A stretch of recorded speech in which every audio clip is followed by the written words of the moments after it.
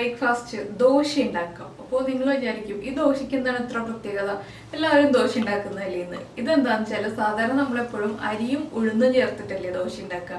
ഇത് നമ്മൾ ഗോതമ്പും ഉഴുന്നും ചേർത്തിട്ടാണ് ദോശ ഉണ്ടാക്കാൻ പോകുന്നത്. അപ്പോൾ പച്ചരി ചില സമയത്ത് നമുക്ക് കിട്ടുന്നത് പശയുള്ള പച്ചരി ആയിരിക്കും. എനിക്ക് മിക്കവാറും പശയുള്ള പച്ചരി കിട്ടാറുണ്ട്. പശയുള്ള പച്ചരി കൊണ്ട് നമ്മൾ ദോശയോ ഇഡ്ഡലിയോ എന്തുണ്ടാക്കിയാലും പെർഫെക്റ്റ് ആവില്ല. അപ്പോൾ പച്ചരി ഇല്ലാന്നുണ്ടെങ്കിൽ ഈ ഗോതമ്പ് വെള്ളത്തിലിട്ടിട്ട് സെയിം പ്രോസസ്സ് തന്നെ, നമ്മൾ പച്ചരിക്ക് പകരം ഗോതമ്പ് ഉപയോഗിക്കുന്നത് മാത്രമേ ഉള്ളൂ. പക്ഷെ ടേസ്റ്റും അതുപോലെ തന്നെ നന്നായിട്ട് മുരിഞ്ഞ് കിട്ടും കേട്ടോ. ടേസ്റ്റ് നല്ല ടേസ്റ്റ് തന്നെയാണ്. പിന്നെ പച്ചരി ഉപയോഗിക്കാൻ താല്പര്യമില്ല, ഇപ്പൊ ഡയബറ്റിക് പേഷ്യൻസ് ഒക്കെ ആണെങ്കിൽ ദോശ ഇഡ്ഡലിയൊക്കെ കഴിക്കുന്നതുകൊണ്ട് കുഴപ്പമൊന്നുമില്ല, ഷുഗർ ലോ ആവുള്ളൂ. അപ്പോൾ ഈ ഒരു റെസിപ്പി നിങ്ങൾ ട്രൈ ചെയ്തിട്ടില്ലെങ്കിൽ എന്തായാലും ട്രൈ ചെയ്ത് നോക്കും. നല്ലൊരു ബ്രേക്ക്ഫാസ്റ്റ് റെസിപ്പിയാണ്. അപ്പോൾ ഒരു 4 മണിക്കൂർ സോക്ക് ചെയ്ത് വെച്ചാൽ മതി കേട്ടോ. അധികം സമയം സോക്ക് ചെയ്ത് വെക്കണം എന്നില്ല. 8 മണിക്കൂർ കഴിഞ്ഞിട്ട് നമുക്ക് ദോശ ഉണ്ടാക്കാം, നന്നായിട്ട് പൊങ്ങി കഴിയുമ്പോൾ. അപ്പോൾ സാധാരണ ദോശ ഉണ്ടാക്കുന്ന പോലെ ഇതിൽ തന്നെ മസാല ദോശയോ ഏത് വേണമെങ്കിലും ചെയ്യാം. അപ്പോൾ എങ്ങനെയാണ് നമ്മുടെ ഈ ഒരു ഗോതമ്പ് ഉപയോഗിച്ചുള്ള ദോശ ഉണ്ടാക്കുന്നതെന്ന് നോക്കാം.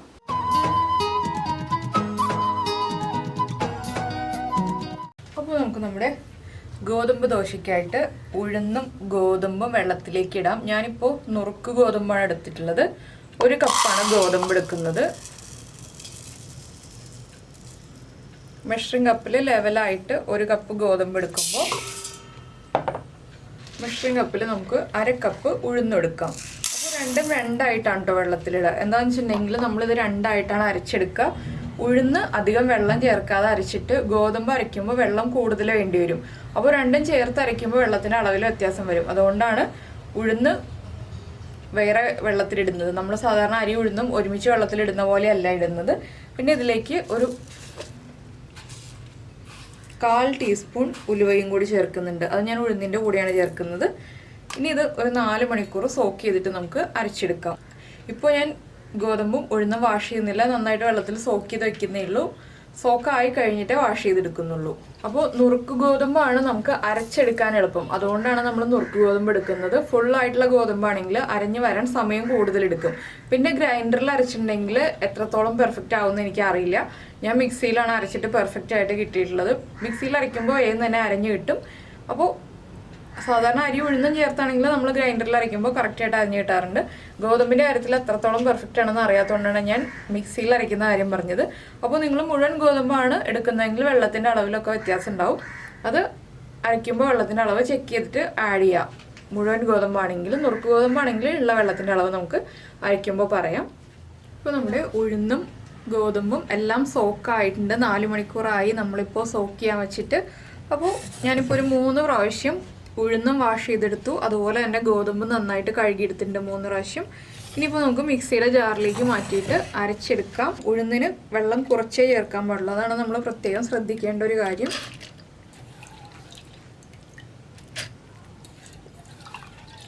ഇപ്പോൾ ഉപ്പൊന്നും ചേർക്കില്ല കേട്ടോ. ഉപ്പ് ചേർക്കാതെയാണ് നമ്മൾ അരച്ചെടുക്കുന്നത്.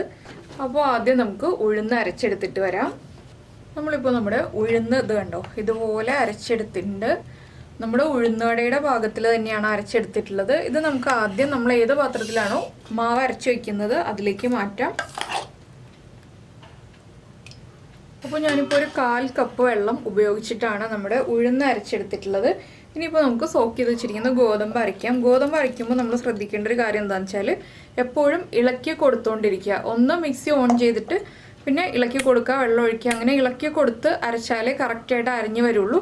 കുറച്ച് സമയം എടുക്കും, ഒരു 5-6 മിനിറ്റ് എടുത്താലേ ഗോതമ്പ് അരിഞ്ഞ് കിട്ടുള്ളൂ കേട്ടോ. അപ്പോൾ അത് നമ്മുടെ മിക്സിയുടെ സ്പീഡ് അനുസരിച്ച് വ്യത്യാസം വരും. ഓരോരുത്തരുടെയും മിക്സി അനുസരിച്ച് ആ പവർ അനുസരിച്ച് അരയുന്ന ടൈമിൽ വ്യത്യാസം വരും. ഞാൻ ഏകദേശം ഒരു ടൈം പറഞ്ഞു എന്നേ ഉള്ളൂ.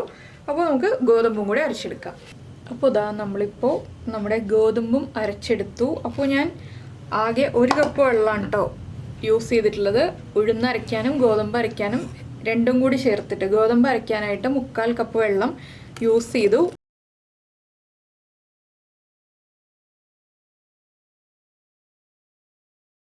അപ്പോൾ ഇനി നമുക്ക് ഈ ഗോതമ്പ് അരച്ചതും ഉഴുന്ന് അരച്ചതും ചേർത്ത് ഒരുമിച്ച് തന്നെ മിക്സ് ചെയ്ത് വയ്ക്കാം.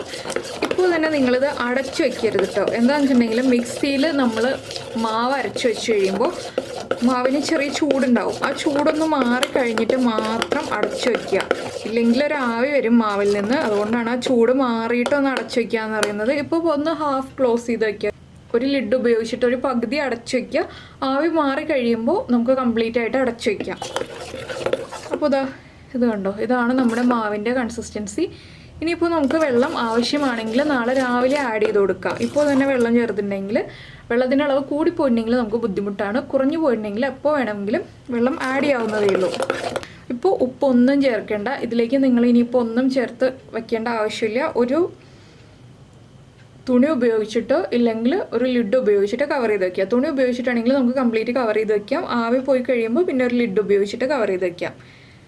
ഇത്രയേ ഉള്ളൂ നമ്മുടെ ദോശമാവിൻ്റെ ബാറ്ററിൻ്റെ പ്രിപ്പറേഷൻ. അപ്പോൾ ഗ്രൈൻഡറിലാണ് അരയ്ക്കുന്നതെങ്കിൽ നമുക്ക് ഇത് പാത്രത്തിലേക്ക് മാറ്റിയിട്ട് ഉടനെ തന്നെ അടച്ചു വയ്ക്കാവുന്നതേ ഉള്ളൂ. ഇതുപോലെ ചൂടുണ്ടാവില്ല. മിക്സിയിൽ അരയ്ക്കുമ്പോഴാണ് ഈ ചൂടുണ്ടാവുക.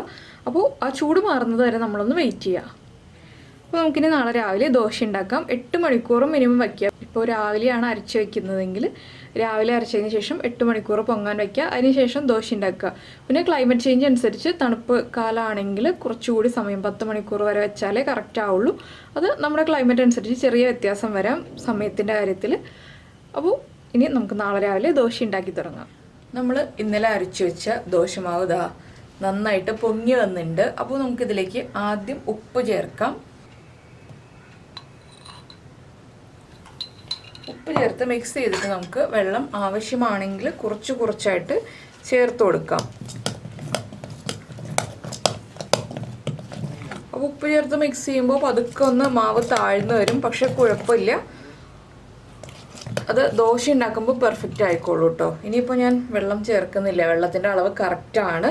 അപ്പോൾ ഇന്നലെ നമ്മൾ ചേർത്ത 1 കപ്പ് വെള്ളം തന്നെ ആവശ്യത്തിന് ആയിട്ടുണ്ട്.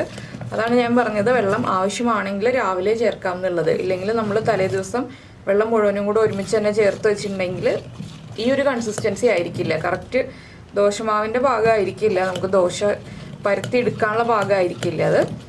അപ്പോൾ ഉപ്പ് ചേർത്ത് നന്നായിട്ട് മിക്സ് ചെയ്തിട്ട് ഉപ്പൊന്ന് ചെക്ക് ചെയ്യുക, ഉപ്പ് കറക്റ്റാണോ ഇല്ലയോ എന്നുള്ളത്. അപ്പോൾ ഉപ്പ് കറക്റ്റാണ്. നമുക്കിനി ദോശ ഉണ്ടാക്കി തുടങ്ങാം. അപ്പോൾ ദോശ ഉണ്ടാക്കുന്നത് ഞാൻ നോൺ സ്റ്റിക്ക് പാനിലാണ്. എന്താണെന്ന് വെച്ചാൽ ഞാൻ ഇരുമ്പിൻ്റെ ദോശക്കല്ലിൽ ദോശ ഉണ്ടാക്കിയിട്ട് ദോശക്കല്ലിൽ നിന്ന് വിട്ട് വരാൻ കുറച്ച് സമയം എടുത്തു. എന്താണെന്ന് വെച്ചാൽ നമ്മുടെ സാധാരണ അരിയുടെ ദോശ ഉണ്ടല്ലോ, അരിയും ഉഴുന്നും അരച്ച് വെച്ചിട്ടുള്ള ദോശ വിട്ട് വരുന്നത് പോലെ ഈസി ആയിട്ട് വിട്ട് വരുന്നുണ്ടായിരുന്നില്ല. അപ്പോൾ നോൺ സ്റ്റിക്ക് പാനിൽ ഉണ്ടാക്കിയിട്ട് പെർഫെക്റ്റ് ആയിട്ട് വിട്ട് വരുന്നുണ്ടായിരുന്നു, കറക്റ്റായിട്ട് മൊരിഞ്ഞൊക്കെ വരുന്നുണ്ടായിരുന്നു. പിന്നെ നമുക്ക് നല്ലെണ്ണയോ നെയ്യോ യൂസ് ചെയ്തിട്ട് ഈ ദോശ ഉണ്ടാക്കാം. ഞാനിപ്പോൾ നല്ലെണ്ണയാണ് യൂസ് ചെയ്യുന്നത്. എപ്പോഴും ഏതെങ്കിലും ഒരു എണ്ണ അല്ലെങ്കിൽ നെയ്യ് യൂസ് ചെയ്തിട്ട് ദോശ ഉണ്ടാക്കുകയാണെങ്കിൽ നമ്മുടെ ദോശയ്ക്ക് ടേസ്റ്റ് കൂടും.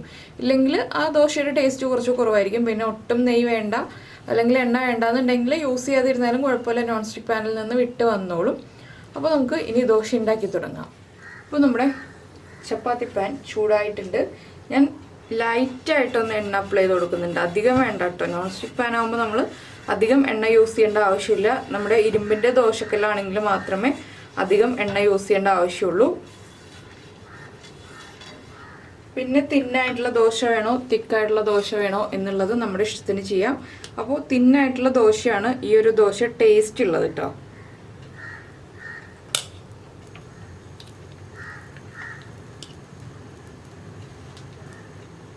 ഇനി നമുക്ക് സാധാരണ ദോശ പരത്തി കൊടുക്കുന്ന പോലെ അങ്ങ് പരത്തി കൊടുക്കാം. അപ്പോൾ നിങ്ങൾ ആദ്യമായിട്ടാണ് ചെയ്യുന്നതെങ്കിൽ ഒരു ദോശ ഇതുപോലെ ഉണ്ടാക്കി നോക്കുക. കറക്റ്റ് അല്ല, വെള്ളത്തിൻ്റെ അളവ് കുറവായിട്ടൊക്കെ തോന്നുകയാണെന്നുണ്ടെങ്കിൽ നമുക്ക് കുറച്ചുകൂടി വെള്ളം ചേർക്കാം. ഇനിയിപ്പോൾ ദോശ കുക്കായി വരട്ടെ. ഇതിങ്ങനെ തുറന്ന് തന്നെ വെച്ചാൽ മതി, അടച്ചു വയ്ക്കേണ്ട ആവശ്യമില്ല. പിന്നെ ഞാനിത് നന്നായിട്ട് കുക്ക് ചെയ്ത് എന്താണെന്ന് വെച്ചാൽ ഒന്ന് മൊരിഞ്ഞ് വരുന്ന രീതിയിലാണ് എടുക്കുന്നത്. ഇപ്പോൾ നിങ്ങൾക്ക് തട്ടുദോശ പോലെയൊക്കെ മതിയെന്നുണ്ടെങ്കിൽ മൊരിഞ്ഞ് വരേണ്ട ആവശ്യമില്ല. ഒരു സൈഡൊന്ന് കുക്കായി വരുമ്പോൾ അടുത്ത സൈഡിലേക്ക് തിരിച്ചിട്ടിട്ട് ദോശ എടുക്കാവുന്നതേ ഉള്ളൂ. അപ്പോൾ ഈ സൈഡൊന്ന് കുക്കായി വരട്ടെ. അപ്പോൾ കണ്ടോ, നമ്മുടെ ദോശ ഈ സൈഡ് കറക്റ്റായിട്ട് മൊരിഞ്ഞു തുടങ്ങി. ഇതുപോലെ പാനിൽ നിന്ന് വിട്ട് വരും കേട്ടോ. ഇത് ഇരുമ്പിൻ്റെ ദോശക്കല്ലാണെങ്കിൽ ഇതുപോലെ വിട്ട് വരില്ല. നമ്മുടെ നോൺ സ്റ്റിക്ക് പാൻ ആണെങ്കിലാണ് ഇതുപോലെ ഇങ്ങനെ വിട്ട് വരിക. അപ്പോൾ നിങ്ങൾക്ക് ഇത്രയും മതി എന്നുണ്ടെങ്കിൽ ഇത്രയും വെച്ചിട്ട് ദോശ എടുക്കാം. പിന്നെ ഞാനിപ്പോൾ പറഞ്ഞില്ലേ, തട്ടുദോശ പോലെയോ ഇതുപോലെയോ എങ്ങനെ വേണമെങ്കിലും ഉണ്ടാക്കാം. അപ്പോൾ നിങ്ങൾക്ക് ഇഷ്ടമുള്ള രീതി 2-3 രീതിയിൽ ട്രൈ ചെയ്ത് നോക്കൂ. ഏതാണോ കൂടുതൽ ഇഷ്ടപ്പെടുന്നത് ആ രീതിയിൽ നമുക്ക് കണ്ടിന്യൂ ചെയ്യാം. ഇത് ഡയബറ്റിക് പേഷ്യൻസിനൊക്കെ വളരെ നല്ലതാണ് കേട്ടോ. എന്താണെന്ന് വെച്ചാൽ ഡയബറ്റിക് പേഷ്യൻസിന് നമ്മളിപ്പോൾ ഉഴുന്ന് മാത്രം ചേർത്തിട്ടുള്ള ദോശ ഉണ്ടാക്കുകയാണെങ്കിൽ തന്നെ വളരെ നല്ലതാണ്. അരി ഉഴുന്നും ചേർത്തിട്ടുള്ള സാധാരണ ദോശ കഴിക്കുന്നത് തന്നെ നല്ലതാണ്. പിന്നെ ഇതുപോലെ ഗോതമ്പും കൂടി ആകുമ്പോൾ കുറച്ചുകൂടി ഹെൽത്തിയാണ്. കണ്ടോ, നമ്മുടെ നല്ല മൊരിഞ്ഞ് ക്രിസ്പി ആയിട്ടുള്ള ദോശയുടെ കളർ കാണുമ്പോൾ ഇത് ഗോതമ്പ് ദോശയാണെന്നൊന്നും പെട്ടെന്ന് തന്നെ മനസ്സിലാവുന്നില്ല. അപ്പോൾ ഇതുപോലെ തന്നെ നമുക്ക് ബാക്കിയുള്ള ദോശകളും റെഡിയാക്കി എടുക്കാം. ഇത് കുറച്ച് സമയം ഇരുന്നാലും പെട്ടെന്ന് തന്നെ തണുത്തു പോകില്ല, ആ ഒരു ക്രിസ്പിനെസ് ഉണ്ടാവും. അപ്പോൾ ഞാൻ ബാക്കിയുള്ള ദോശയൊക്കെ ഇതുപോലെ ഉണ്ടാകട്ടെ കേട്ടോ. ഇതാ നമ്മുടെ ദോശകളെല്ലാം റെഡി ആയിട്ടുണ്ട്. ഈ ഒരു വലിപ്പത്തിലാണ് നമ്മൾ ദോശ ഉണ്ടാക്കുന്നതെന്നുണ്ടെങ്കിൽ ഒരു 12 മുതൽ 15 വരെ ദോശ ഉണ്ടാക്കാം കേട്ടോ. ഈ 1 കപ്പ് നുറുക്ക് ഗോതമ്പ് 1/2 കപ്പ് ഉഴുന്ന് എന്നുള്ള അളവിൽ എടുക്കുകയാണെങ്കിൽ. പിന്നെ നമ്മൾ ദോശമാവ് സാധാരണ അരി ഉഴുന്നും അരച്ചിട്ട് ദോശമാവ് അരച്ച് വെക്കില്ല, അതുപോലെ തന്നെ ഈ ദോശമാവും എടുത്ത് ഫ്രിഡ്ജിൽ വയ്ക്കാവുന്നതേ ഉള്ളൂ. 2 ദിവസം വരെ മോശമാവാതിരിക്കും.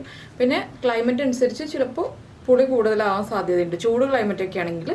അപ്പോൾ എന്തായാലും എല്ലാവരും ട്രൈ ചെയ്തിട്ട് ഇഷ്ടമായോ ഇല്ലയോ എന്നുള്ളത് നമ്മുടെ വീഡിയോയുടെ താഴെ ഒന്ന് കമൻറ്റ് ചെയ്യുക. അതുപോലെ തന്നെ നിങ്ങൾക്ക് ഇഷ്ടപ്പെടുന്ന കുക്കിംഗ് റെസിപ്പികൾ കുക്കിംഗ് താല്പര്യമുള്ള ആളുകൾക്കൊന്ന് ഷെയർ ചെയ്ത് കൊടുക്കുക. അപ്പോൾ നമുക്ക് നമ്മുടെ അടുത്ത റെസിപ്പിയുമായിട്ട് അടുത്ത ദിവസം വീണ്ടും കാണാം. ഞങ്ങളിനി ദോശ കഴിക്കട്ടെ.